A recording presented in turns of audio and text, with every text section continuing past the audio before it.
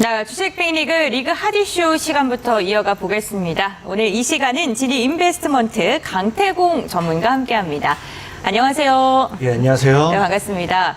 전문가님 어제도 여쭤봤는데요. 네, 오늘 우리 시장도 역시나 좀 비슷한 흐름을 이어가고 있는 것 같습니다. 시장 앞으로의 방향성 좀 어떻게 바라보십니까? 일단은 아까 앞서 말씀드린 것처럼 AI 관련되어 있는 이슈들이 나와주면서 분명히 관련 종목으로서의 수급이 나와주는 것이 확인되고 있습니다. 하지만 증시 자체는 좋지 못하다라고 말씀드릴 수 있는 게 에코프로라든지 에코프로 BM 아니면 포스코그룹 같은 2차 전지주들로서의 이 시총 상위 종목들과 위주로서만 수급이 붙어버리다 보니까 사실상의 시가총액 상위 종목들 에코프로가 지금 11%, 에코프로 BM 같은 경우도 11%의 급등이 나온다라는 거는 보통 저가형 스모캡 종목들로 시가총액 대비로 한다라고 하면은 거래대금으로 봤을 때 거의 한 50%, 60% 상승했다는 거거든요. 그러다 보니까 지금 수급이 너무 2차 전지에 집중되다 보니까 증시 자체는 불안정한 모습. 이런 시장에서 과감하게 추격적인 매수라기보다는 어제 말씀드렸던 것처럼 보수적으로서 좀 저가 매수의 기회를 노려보든지 눌림목에 대한 추가 매수 타점을 공략하는 것이 아무래도 더 좋은 매매 방법이다라고 좀 말씀을 드리겠습니다. 네, 알겠습니다. 눌림목 구간을 잘 활용해야 되고 저점 매수 타점을 잘 잡아야 된다라고 이야기를 했습니다. 그렇다면 우리는 어떠한 종목과 이슈들을 좀 선정을 해야 될까요? 리그 핫이슈 시간을 통해 알아보겠습니다. 오늘의 주제 지금 바로 만나보시죠. 최근 2차 전지주의 강세가 지속되면서 조만간 코스닥 대장주가 바뀔 것이라는 전망이 나오고 있습니다. 코스닥 시가총액 상위 종목을 보면 10위권 내에 4개 종목이 2차 전지 관련주에 속하는데요. 특히 에코프로의 경우 전일 종가 기준으로 100만 원 선을 지켜주며 황제주 자리를 굳건히 했고요. 에코프로 BM 같은 경우에는 오늘 2자릿대 강세를 기록하면서 52주 신고가를 다시금 썼습니다. 2차 전지 관련주 코스닥 대장주로 자리매김할 수 있을까요? 관련 이야기 나눠보겠습니다.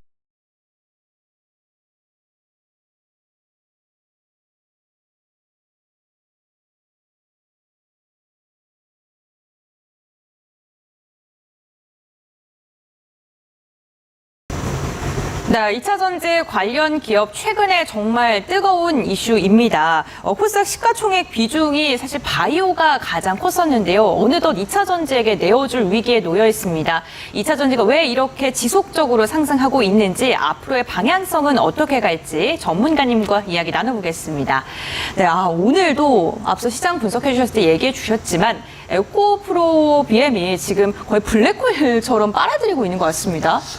맞습니다. 뭐 일단은 방금 말씀드린 것처럼 뭐 시장의 주도주가 바뀌나 뭐 이런 식으로 얘기하지만 사실상에 이미 대장주는 바뀌었다라고 생각을 해요. 우리가 뭐 바지 사장이라는 개념 쓰는 것처럼 이미 제약바이오 같은 경우는 말만 대장주지 에코프로라든지 2차 전지주가 대장주가 되지 않았을까 좀 말씀을 드리고 싶고, 그렇다라고 하면 이런 코스닥의 주도주로서 자리 잡고 있는 2차 전지 관련되어 있는 모멘텀의 종목들, 이것이 향후 더 성장할 수 있을까, 더 나아갈 수 있을까를 이야기하려고 한다라고 하면은 사실상의 에코프로라는 종목이 더 나아갈 수 있는지 못 나아가는지를 봐야 돼요. 대장이 나아가지 못하는데 밑에 따라가는 이제 작은 종목들은 절대 따라가지 못하기 때문에 이 에코프로에 대한 전망을 좀 더 분석을 해봐야 되는 거고, 지금 이제 에코프로 같은 경우는 사실 시청자분들에게 늘 말씀드리는 게 보유자의 영역이기 때문에 매수는 하지 마시라라고 말씀을 드려요. 근데 하지만 이게 아이러니하게도 또 간다 못 간다를 이야기하라고 하라고 한다고 하면은 저는 에코프로는 더 갈 수 있다라고 분명하게 좀 말씀드리고 싶은 게, 에코프로 같은 경우가 참 재밌는 게 지금 이제 매달 MSCI 지수 편입이 이제 예상이 되어 있습니다. 거의 유력하다라고 보셔야 되는데, 이제 MSCI 같은 경우는 여러분들도 알다시피 뭐예요? 세계 주가 지수로서 전 세계가 이제 하는 그냥 뭐 대형 펀드 같은 개념이라고 보시면 돼요. 그러다 보니까 이런 MSCI 지수에 편입이 된다라는 거는 그만큼 안정성이라든지 그만큼 실적이라든지 그만큼 미래 가치에 대한 것이 충분히 검증이 되었기 때문에 MSCI 지수에 편입이 된다라고 좀 생각하시면 좋은데, 그러다 보니까 과거에도 비슷한 사례가 뭐가 있었냐고 하면은 사실 신풍제약이라는 종목 코로나 때문에 엄청나게 급등했던 이슈 여러분들 아실 겁니다. 차트를 좀 보고 설명을 드릴게요. 그러니까 신풍제약이라는 종목, 이제 이 MSCI 지수 편입된 종목들이 보면 거의 다 비슷해요. 흐름이 어떠냐고 하면은 꼭 이런 식으로 바닥에서 엄청 기던 종목들이 굉장히 크게 상승합니다. 그러면서 우리나라의 정말 대형 이슈로서 자리를 잡아주게 되고요. 신풍제약이라는 종목이 조정을 주는가 싶더니 뭐한다. 이 5월달, 8월달, 이 당시에 이제 MSCI 지수에 편입이 돼버리면서 어떤 흐름이 나와줍니까? 거기에 대한 기대감으로서 함께 이제 단기간에 75,000에서 24만원까지, 21만원까지 3배 정도의 추가적인 상승세가 나와줬습니다. 그리고 최근에 또 급등하는 이제 종목 중에서 여러분들 포스코 인터내셔널이라는 종목을 아실 거예요. 포스코 인터내셔널 같은 경우도 보시면 아시겠지만 최근에 급등세가 굉장히 많이 나오고 있죠. 굉장히 많이 나오고 있는데 이 종목 같은 경우도 5월 달에 뭐 했다? 5월 달에 MSCI 지수 편입이 되면서 그 이후에 추가적인 상방 탄력이 지금 27,000부터 5만원대까지 거의 약 2배 정도의 상승세가 나와주고 있는 모습을 보여주고 있습니다. 이처럼 MSCI 지수에 편입이 된다라는 거는 일단 개인 투자자들이 봤을 때 외국인들의 꾸준한 수급에 대한 모멘텀이 들어올 수 있기 때문에 여기에 대한 기대감으로써 지속적인 우상향의 모멘텀이 되기도 합니다. 그렇기 때문에 에코프로라는 종목이 MSCI 지수에 편입이 된다. 이거는 분명하게 에코프로라는 종목 자체의 호재로 좀 보시면 좋고, 다만 이것이 갈 수 있다 하더라도 추가적으로 방금 말씀드린 것처럼 매수에 대한 건 좀 제한을 하는 부분이 어떤 부분이냐. 이 MSCI 지수에 편입되는 종목들이 대다수 흐름이 비슷해요. MSCI 지수에 편입이 됐다 해서 나는 이제 계속 MSCI 지수야. 이게 아니라 이 MSCI 지수는 매년 새로운 신규 종목을 편입을 시켰다가 또 퇴출을 합니다. 기준이 맞지 않는다고 퇴출을 시켜버려요. 그러다 보니까 보통의 종목들이 큰 폭으로 상승을 했을 때 MSCI 지수 편입과 함께 추가적인 2차, 3차 파동이 나오고 그 다음에 이제 나락가는 경우가 굉장히 많아요. 아까 말씀드렸던 신풍제약 같은 경우도 그렇게 21만 원을 찍고 고점 대비 마이너스 반토막, 마이너스 70%, 80%가 하락이 나오고 있죠. 그렇기 때문에 에코프로도 분명히 내달까지 봤을 때는 이슈가 있음으로써 얼마든지 상승에 대한 모멘텀은 있습니다만은 추가적인 상승 모멘텀을 잡기에는 이제 MSCI 지수의 편입이 이제 무조건적으로 간다가 아니라 개인들에게 물량을 넘기는 파동이 될 수 있기 때문에 조심하라 이거고요. 다만 중요한 거는 에코프로가 이제 상승을 하게 되면 어떤 흐름을 가지고 오느냐. 우리가 이제 코스닥 업종 지수를 좀 보고 갈게요. 지금 이제 보면은 과거에 이제 우리가 1000포인트를 돌파를 시도하다가 증시가 무너졌습니다. 여러분들이 알다시피 인플레이션 심화라든지 어차피 경기 침체라든지 러시아발 우크라이나발 전쟁 리스크라든지 모든 것들이 타격을 받으면서 증시가 무너졌죠. 근데 최근에 보면 아시겠지만 이 증시를 끌어올리고 있는 거, 아까도 말했지만 AI 관련되어 있는 모멘텀이 있지만 증시는 하방으로 간다 했어요. 이 증시를 끌어올리는 거는 지금 에코프로와 함께 2차 전지주들의 강한 질주거든요. 근데 만약에 MSCI 지수가 편입이 되면서 에코프로가 추가적인 상방이 나와준다. 그러면 어떤 흐름이 나와주느냐. 정말로 이제 과거에 1000포인트를 뚫었지만 강한 상승을 받기보단 저항을 받았습니다. 그럼 이번에는 정말 1000포인트를 강하게 뚫어낼 수가 있는 거예요. 그럼 여러분들이 과거에 경험했던 게 뭡니까? 비트코인에서 봤던 것. 비트코인에서 비트코인이 3천만 원 간다. 안 가. 3천만 원 가니까 어때요? 5천만 원 가요. 5천만 원 가니까 끝났어. 끝났다 했는데 또 8천만 원 갑니다. 그러니까 점차 어떻게 합니까? 이제 비트코인이 안 가야 되는데 계속 가니까 개인들이 달라붙기 시작해요. 그러던 와중에서 비트코인이 이제 어느 정도 조정이 나오고 알트코인들이 뭐한다? 비트코인의 상승 탄력이 줄어들면서 알트코인이 2배, 3배가 아니라 10배, 20배 날아갑니다. 비트코인만큼 따라가다 보니까 그만큼 날아가게 되는 거고요. 그럼 지금 만약에 코스닥에서 1000포인트 돌파를 2차 전지가 만들어낸다라고 하면은 그동안은 이제 2차 전지가 고평가했다고 생각했다라고 하면은 1000포인트 돌파를 시켰다. 그럼 이제는 우리나라의 강한 증시 상방은 2차 전지가 만들 것이라는 기대감으로써 무엇을 할 수 있다? 2차 전지 관련되어 있는 비트코인에서 나왔던 알트코인처럼 에코프로 BM이 아니라 이제 포스코 그룹이 아니라 올라가지 않았던 저가형 스몰캡 종목들이 10배, 20배 올라가는 그런 그림이 나와줄 수 있다는 거예요. 그렇기 때문에 지금 오히려 여러분들이 에코프로와 함께 2차 전지주의 추가적인 상승에 대한 기대를 해본다라고 하면은 우리는 바닥에 있는 저가에서 올라가지 못했던 종목을 좀 눈여겨보면 좋을 거다라고 말씀을 드리고 싶고, 그럼 여기서 과연 우리가 무엇을 살 것이냐, 어디에 투자를 할 것이냐, 이게 중요하거든요. 사실 많은 사람들이 그렇게 생각해요. 그냥 에코프로니까 산다. 과거의 삼성전자도 그렇습니다. 그냥 삼성전자니까 산다거든요. 그렇다라는 건 우리가 시장에서 지금 2차 전지가 앞으로 어디로 더 나아갈 것인가를 분석해 본다라고 하면 하면은 에코프로 이후에 움직일 수 있는 종목까지 분명히 알 수 있다라는 건데 지금 시장의 분위기를 보면 어떻습니까? 늘 얘기하자면 코로나도 그렇고 뭐 어떤 테마가 나오면요. 1차, 2차, 3차 이 업종 안에서도 테마가 나뉘어요. 근데 지금까지는요. 양극재가 움직였고요. 그 다음에 리튬이 움직였습니다. 근데 이제 뭐예요? 슬슬 뭐 한다. 이 대기업들, 여러분들 흔히 잘 아는 롯데라든지 LG라든지 이런 심지어 에코프로 같은 이 에코프로조차도 뭐 합니까? 이 새로운 변화에 투자를 하고 있습니다. 그게 뭐냐고 하면요. 리튬이 아닌 새로운 원자재, 이런 쪽으로서의 투자 심리가 나와주면서 제2의 에코프로는 뭐다? 양극재 다음으로 움직일 수 있는 새로운 원자재 관련되어 있는 모멘텀이 나와주지 않을까. 그렇다라고 하면은 리튬이 여러분들 이제 에코프로도 굉장히 크지만 에코프로의 상승과 함께 리튬 같은 경우도 어땠습니까? 10배, 20배 올라왔거든요. 리튬 이후에 따라오게 된 이제 원자재 같은 경우도 10배, 20배 가지 말라는 법이 없다라고 좀 생각을 해보면서 지금 시장에서 여러분들이 저가 매수로 노리겠다라고 하면요. 에코프로의 상승을 믿는다. 그러면은 에코프로를 사는 건 늘 말하지만 리스크, 보유자의 영역. 이거 나중에 여러분들이 뭐 100%더 가도 떨어질 거에 대한 리스크가 있다라고 하면 전 뜯어 말리고 싶어요. 그렇기 때문에 보유자의 영역이고 오히려 에코프로가 100% 가기 때문에 10배, 20배고 더 갈 수 있는 저가형 바닥 스몰캡 종목들에 대한 종목을 좀 주어가면 좋겠다라고 말씀드리고 이후에 그 종목까지 지금 또 소개를 시켜드리도록 하겠습니다. 네, 알겠습니다. 에코프로 더 많은 가능성이 있긴 하지만 스몰캡 종목들 지금부터 많이 오르지 않은 종목을 집중적으로 매수하는 게 좋겠다라고 이야기해 주셨습니다. 그 종목들을 좀 말씀해 주신다고 하셨는데요. 그렇다면 어떤 종목들이 좀 있을까요? 일단은 지금 오늘 첫 번째로 소개시켜드릴 종목은 애경케미칼이라는 종목을 좀 네. 소개시켜드리고 싶어요.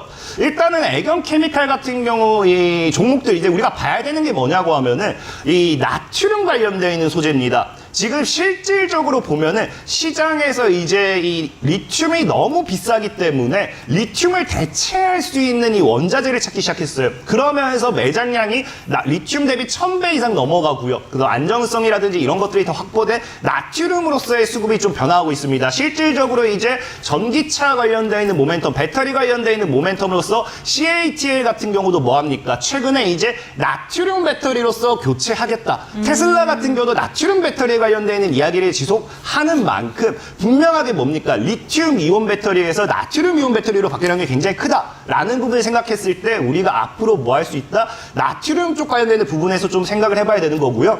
애경케미칼 같은 경우는요. 사실상의 이제 대장주라는 표현이 그래요. 이 진짜 대장주라는 표현을 할 수 있는 거는 백광산업이라는 종목이 있습니다. 근데 백광산업 같은 경우는 아쉽게도 어제장에서 이제 횡령배임 이슈가 나오면서 거래 정지가 됐어요. 이게 참 뭐 다행인 것 같습니다. 만약에 어제 나왔으면은 백광산을 제가 소개시켜드렸겠죠. 근데 이게 다행히 하루 차이로 소개를 안 시켜드렸더니 거래 정지가 됐는데 그러다 보니까 이 거래 정지 이후에 대장주가 죽게 되면요. 수급이 당연히 부대장주로 갈 수밖에 없는 거고요. 그 수급을 봤을 때 과거에 정부에서 나트륨 관련되어 있는 배터리 추진 사업에 대한 지원 그 다음에 이제 CATL에서 배터리 관련되어 있는 나트륨 배터리로 바꾼다고 했을 때 거기에 대한 수혜를 받았던 기업이 누구다? 애경케미칼이라 좀 말씀드리고 싶고요. 그러다 보니까 이 애경케미칼 같은 경우는 양극재 관련되어 있는 모멘텀으로서도 충분히 기대해 볼 수 있습니다. 차트적으로 본다 하더라도 이게 사실 좀 신고가 패턴이죠. 그래서 좀 리스크는 있어요.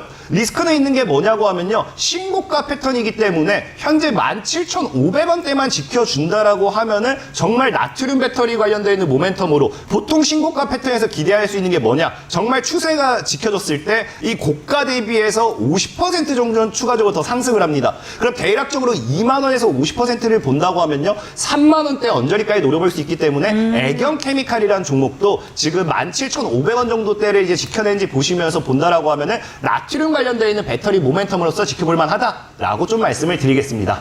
네, 알겠습니다. 리튬과 나트륨 관련된 그런 배터리 관련주들 좀 눈여겨보고 있다라고 이야기해 주시면서 가장 첫 번째 종목으로는 애경케미칼 말씀해 주셨습니다. 다음으로 두 번째 종목 들어보겠습니다. 어떤 종목일까요? 두 번째는 이제 자이글이라는 종목이에요. 네. 이 좀 자이글이라는 종목 좀 소개시켜드리기 좀 전에 말씀드리는 게 아쉬운 게 이제 사실 나트륨 배터리 관련된 게 진짜 백광산업과 애경케미칼 이 두 개를 제외하고는 거의 없다 보시면 돼요. 그래서 이 앞으로 뒤에 소개시켜드릴 두 가지 가지 종목은 좀 그냥 어떻게 한 발 걸쳐놓은 개념? 그러니까 어쨌든 코에 걸면 코걸이, 귀에 걸면 귀걸이다 하나 좀 보시면 되는데 자이글 같은 경우는 과거에 LFP 배터리 관련되어 있는 투자, 이 신사업 모멘텀으로서 굉장히 크게 급등했던 종목입니다. 그러다 보니까 사실 차트만 보고서도 소개를 시켜드리고 싶은 종목은 아니에요. 아닌데 자이글이라는 종목을 좀 본다라고 하면은 지금 이제 월봉상 이게 어떤 흐름을 기대해 볼 수 있느냐? 자, 월봉상 지금 봤을 때 우리가 이 구간이 뭐다? 과거 이제 저항 터치하면서 고점 돌파 첫 터치 기술적인 반등을 기대해 볼 수 있어요. 그래서 자이글이라는 종목 같은 경우가 나트륨 이온 배터리를 활용한 기술로서 이제 리튬이라든지 아니면 니켈을 사용하지 않는 이런 기술을 보유하는 만큼 충분히 나트륨 관련되어 있는 모멘텀으로서도 추가적인 상승이 나오는지 보면 되는데 방금 말했다시피 굉장히 차트가 좀 눌리는 자리죠. 그래서 이거는 14,000원대를 좀 못 지킨다고 하면 과감히 도망치셔야지 괜히 이거는 나트륨 때문에 갈 거야 라고 끝까지 홀딩했다가는 굉장히 크게 다칠 수 있습니다. 그래서 보수적인 접근 필요하다라고 좀 말씀드리면서 자익을 어떻게든 엮일 수 있다라고 좀 말씀을 드릴게요. 네, 알겠습니다. 두 번째 관련 기업으로는 자익을 이야기해 주셨습니다. 다만 나트륨 배터리와 연강성은 애경 케미칼보다는 다소 떨어진다라고 이야기해 주셨으니까요. 이 부분도 참고해 보시면 좋을 것 같습니다. 그럼 마지막 기업 함께 살펴보겠습니다. 어떠한 종목일까요? 마지막 기업이 오히려 차트적으로는 괜찮아요. 서진 오토모티브라는 기업인데 네. 이 종목은 그냥 이름만 들어도 사실 그냥 2차 전지, 배터리랑은 네. 조금 크게 거리가 멉니다. 굳이 따지자고 하면요. 전기차 관련되어 있는 모멘텀으로서 감속기 관련되어 있는 부품 관련 수혜주로서 수혜를 받을 수 있는데 네. 이 서진 오토모티브가 이제 이슈 받을 수 있는 이유가 무엇이냐? 이제 CATL이라는 기업이 아까 말했다시피 나트륨에 대한 걸 이 전면 교체하면서 사실 나트륨 배터리는 CATL을 봐야 됩니다. 근데 이 CATL 같은 경우가 과거에 무엇을 하느냐? 서진 오토모티브가 인수한 기업이 자회사가 있습니다. TSP라고. 이 TSP라고 자회사의 기업이 있는데 이 TSP가 2차 전지 배터리 관련되어 있는 부품을 생산해요. 부품을 생산하는데 이 CATL이 뭐한다? 국내 유일하게 그 기업을 인증 기업이라는 이슈로서 앞으로 CATL이 뭐한다? 나트륨 배터리 관련되어 있는 이슈가 나와준다라고 하면요. 이 그 자회사의 부품을 사용하지 않을까? 그런 기대감 때문에 좀 한번 눈여겨볼 만한 종목이다라고 말씀을 드리고 싶고 서진 오토모티브 같은 경우가 지금 3,500원대만 크게 안 지켜준다라고 하면은 5,000원 돌파까지 나왔을 때는 정말 10,000원까지도 열려있는 그런 크게 상방이 열린 종목이다라고 말씀을 드리면서 오늘 세 가지 종목에 대한 소개 다 마무리하도록 하겠습니다. 네, 알겠습니다. 서진 오토모티브를 마지막으로 소개해드렸는데요. 감속기 관련 이슈도 함께 엮일 가능성이 크다라고 언급을 해주셨습니다. 이 세 종목 잘 참고하셔서 시장 대응해 보시면 좋을 것 같습니다. 과연 2차 전지 기업들이 시가총액의 비율이 바이오 관련 기업을 훌쩍 뛰어넘을 수 있을까요? 앞으로의 추이 잘 체크해 보시길 바라겠고요. 오늘 도움 말씀 주신 지니 인베스트먼트 강태공 전문가와는 여기서 마무리하도록 하겠습니다. 네, 오늘 말씀 감사드립니다. 감사합니다.